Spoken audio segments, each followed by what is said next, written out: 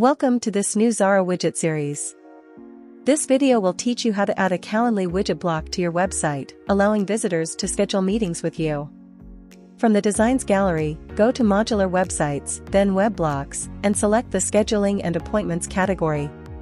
Next, add one of the Calendly widget blocks.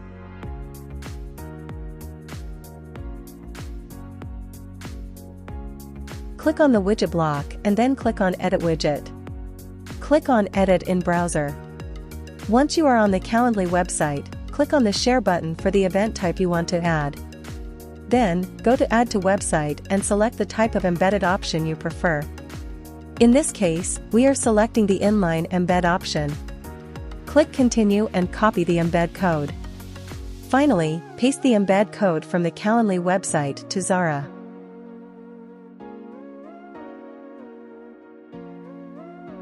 Click Preview and voila! Your Calendly widget block is ready to collect emails. Thanks for watching.